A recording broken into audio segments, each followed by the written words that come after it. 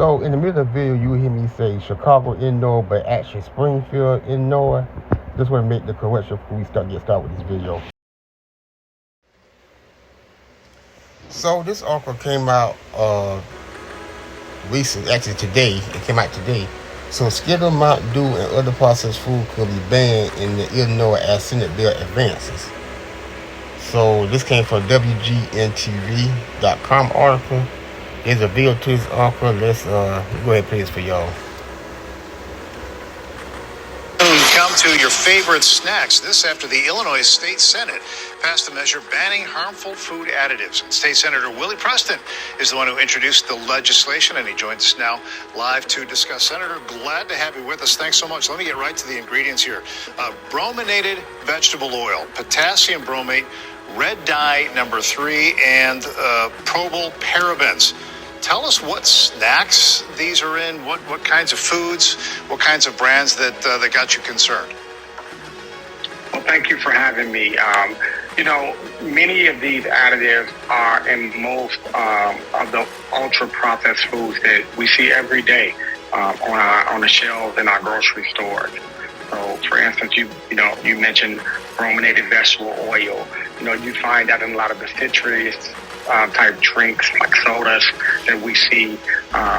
You look at red dye number 3 that are in many of the candies, and propyl paraben, potassium bromide. We find those in many of our muffins and things that we feed our children and families every day. So it's in a lot of stuff, right? I think the rule of thumb is if it's hard to say, if you can't pronounce it, it's probably not good for you. But can you tell us briefly what some of the specific health risks are that are associated with these ingredients? Yes, excellent question. So you can find you have cancer linkages to some of these food additives. You have behavioral issues such as hyperactivity in children that are linked to some of these food additives. These are the things that have drawn my concern, but not only my concern. Moms who are shopping in grocery stores all over the state and quite frankly the country, parents who are concerned their children are going to be harmed as a result of them consuming these foods on a day in and day out basis. So, I'm very proud. Illinois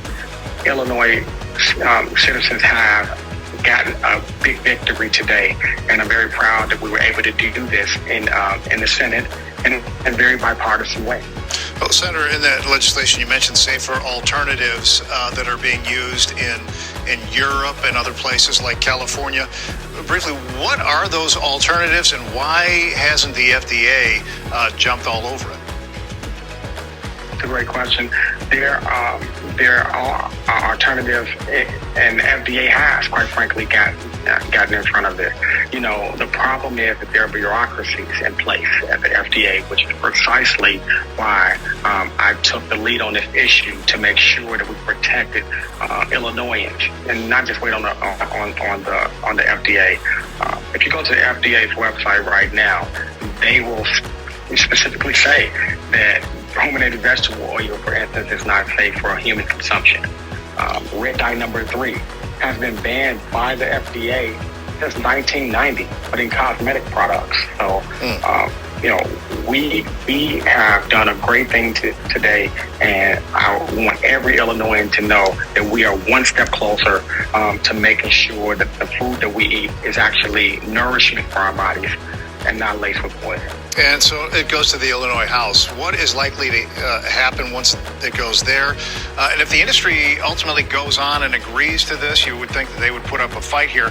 Isn't it likely to have these food products get more expensive for us?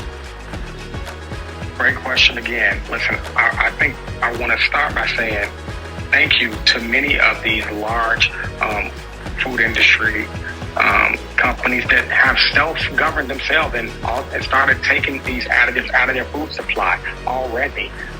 So thank you to the companies like Pepsi who have started to take these products out, these additives out of their products, such as Gatorade, for instance. Now, yes, the measure that I passed out of the Senate with my colleagues today does move over to the House, and we have a great sponsor over there, Representative Anastasia Murray, is going to carry that bill, and I'm very proud of her and grateful, and I think she's going to be an excellent champion for that bill. And we'll get 60 votes out of the House, and then it's on to the governor.